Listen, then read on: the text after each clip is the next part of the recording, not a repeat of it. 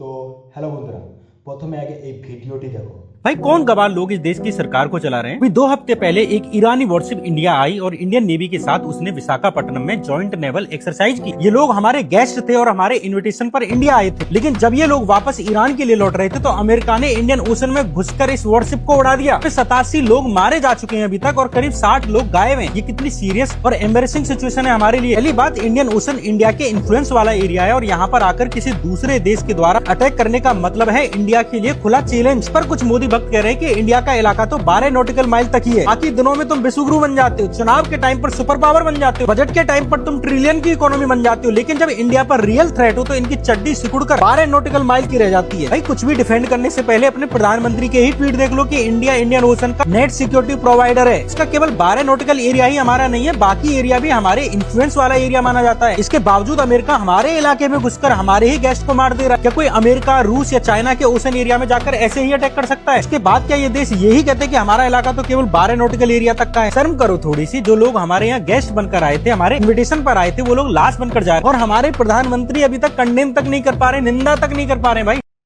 তোমরা ভারতীয় নাগরিক, তোমরাই বিচার করো এটা কোনটা সঠিক এবং কোনটা ব্যাঠিক। তো প্লিজ তোমাদের কাছে আমি হাত জোর করে রিকোয়েস্ট করব, অবশ্যই আমার ইউটিউব চ্যানেলটিকে সাবস্ক্রাইব করবেন।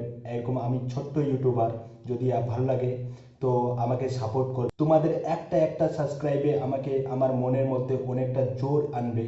তো প্লিজ তোমাদের কাছে হাত জোর করে রিকোয়েস্ট করছি, অবশ্যই চ্যানেলটিকে সাবস্ক্রাইব করবেন প্লিজ।